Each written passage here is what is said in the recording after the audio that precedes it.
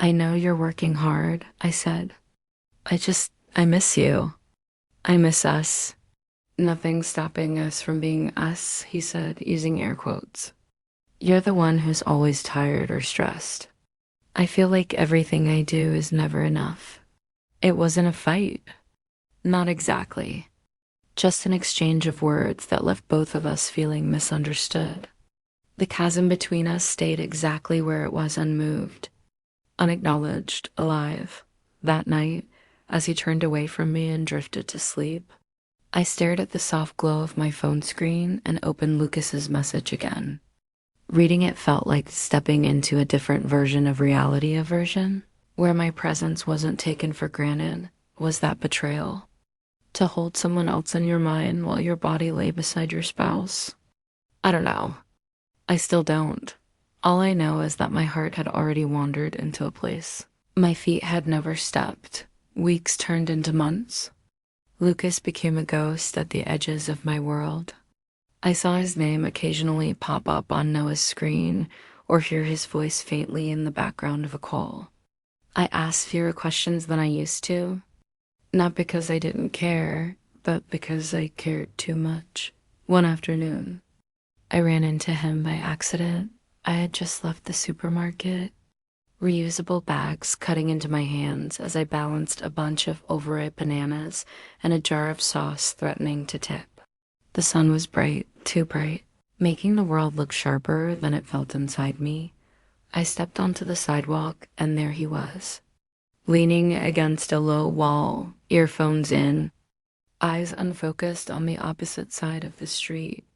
For a moment, I thought about turning back, ducking into the store, pretending I had forgotten something.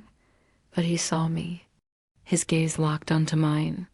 He pulled one earbud out, straightened up, and for a second, we just studied each other like strangers who share a secret they never agreed to have.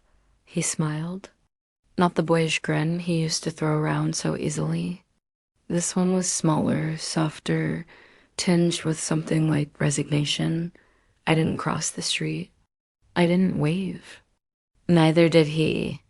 We let the moment be what it was, a quiet acknowledgement of something that almost happened and didn't dot as I walked away.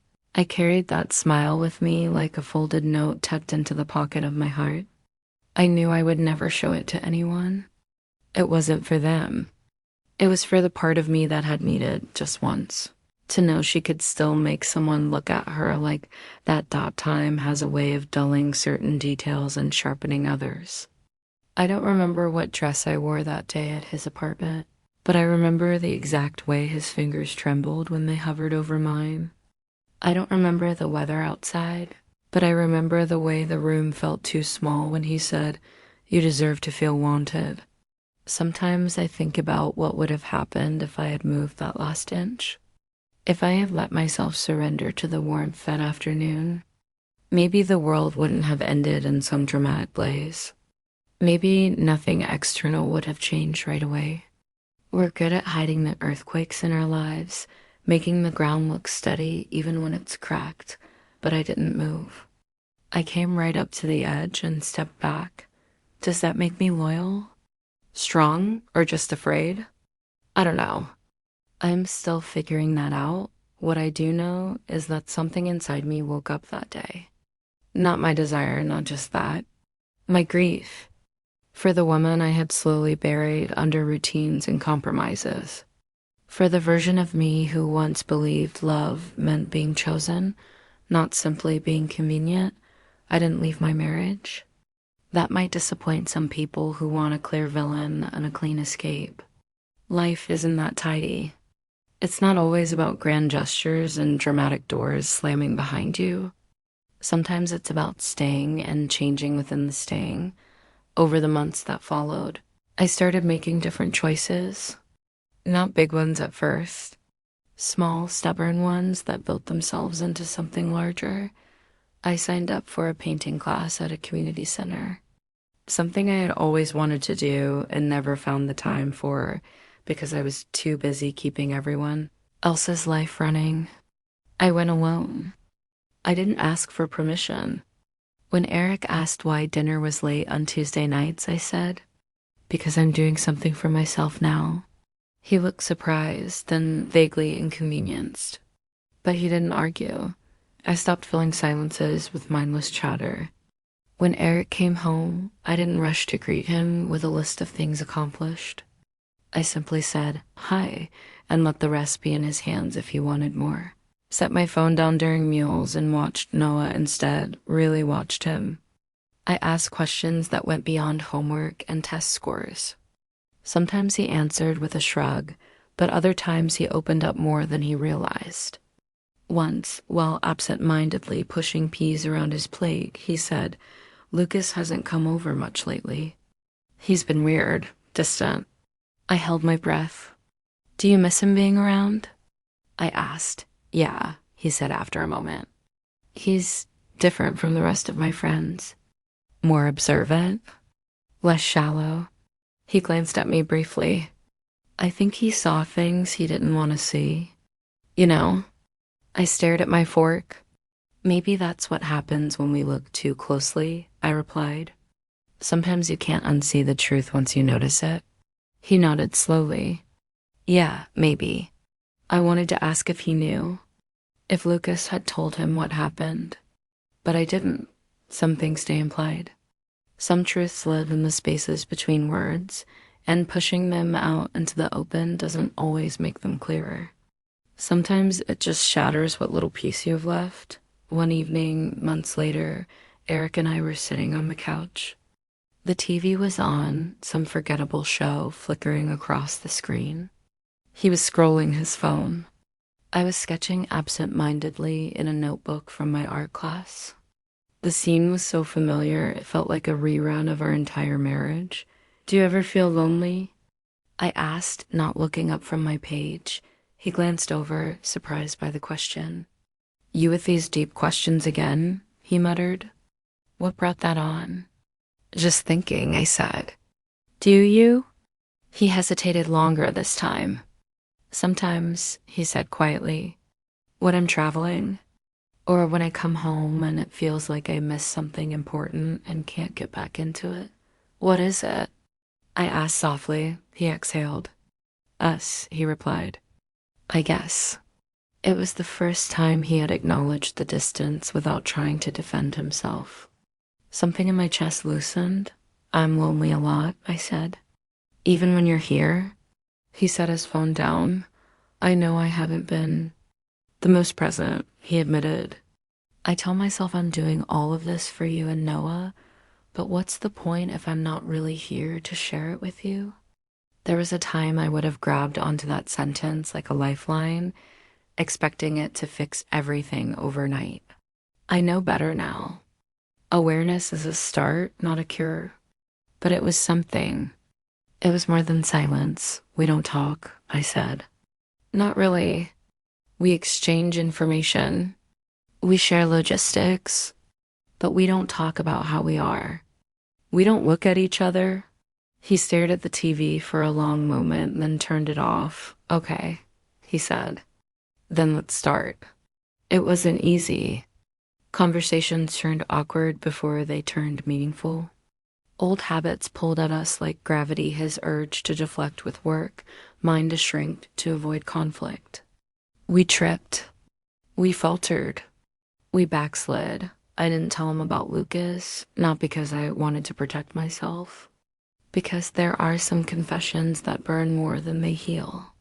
What mattered wasn't one afternoon on a couch with a boy who looked at me like I hung the moon. What mattered was what that afternoon revealed about the cracks that had been forming long before he ever knocked on my door. Did tell Eric this? There was a moment recently when I realized how close I was to breaking my own vows.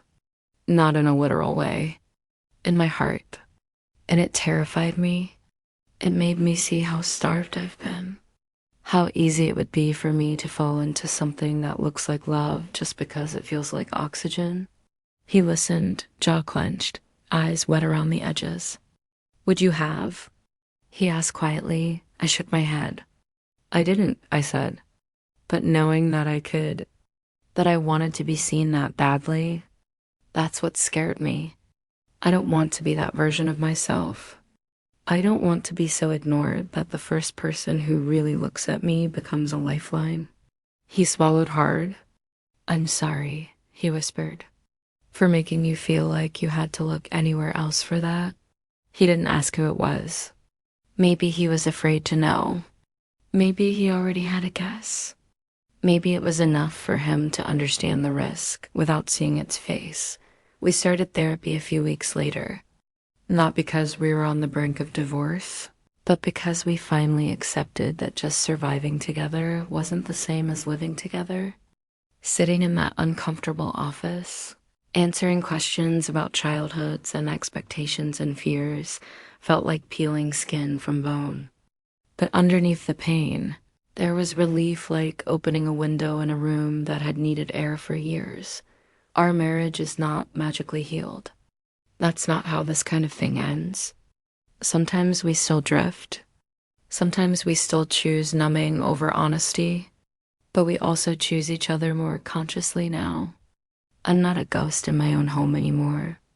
I'm not just the woman who makes meals and keeps schedules and swallows words. I say things. He answers. Slowly, we are both learning to really see each other again. As for Lucas, he moved away the following year for college. I saw his parents loading boxes into a car one warm morning. He stood at the trunk, laughing with Noah, the kind of laughter that comes from endings and beginnings happening at once. I watched from the window for a moment, coffee warming my palms. There was no cinematic eye contact, no slow motion goodbye, just life unfolding as it always does, indifferent to the meanings we attach to it. Later that week, I found a small envelope in our mailbox with my name on it. No return address. Inside was a simple note in his unmistakable handwriting. Thank you for seeing me as more than just a kid. I hope you've started seeing yourself as more than just someone who keeps things running. You deserve that. Take care of your heart. I held that note for a long time. Then I placed it in a box at the back of my closet, not to be revisited in secret like some forbidden treasure, but as a reminder. A marker of the moment my loneliness stopped being something I endured silently and became something I took seriously enough to change. I don't know if I was a monster or just human for letting things go as far as they did. Maybe both. Maybe neither. All I know is that loneliness can twist even the most ordinary kindness into something dangerous if you're not careful. Have you ever been that lonely? The kind of lonely where a stranger's gentle question feels like a rescue rope? Where someone remembering how you like your coffee feels like proof that you exist? That's what he was for me, proof. Proof that I was still visible, still capable of being wanted. Not in a way I should have acted on, but in a way that woke me up. Sometimes betrayal doesn't happen in hotel rooms or behind locked doors. Sometimes it happens in your mind, in the way you start imagining alternate lives where someone holds your face in their hands and tells you that you're enough exactly as you are. Sometimes the real betrayal is the one you commit against yourself when you settle for being half-loved for too long. If you've ever found yourself drifting toward someone you shouldn't, not because you wanted to hurt anyone, but because you were drowning and they felt like air, you're not alone. It doesn't make what you almost did right. It just makes you human. Now, when the house is quiet and the evening stretches out in front of me, I don't reach for someone else's gaze to fill the emptiness. I reach for my own life, my paintbrush, my notebook, my husband's hand when he offers it, my own reflection when I catch sight of it in the mirror and remember that I am here, that I matter. Loneliness is still a whisper in my life, but it's not the only voice anymore. It doesn't get to decide who I become. And when I think about that afternoon on the couch, the almost touch, the almost kiss, the unspoken confession, I don't see it as the moment everything fell apart. I see it as the moment the cracks became visible enough that I couldn't keep pretending they weren't there. The door opened. I stepped inside.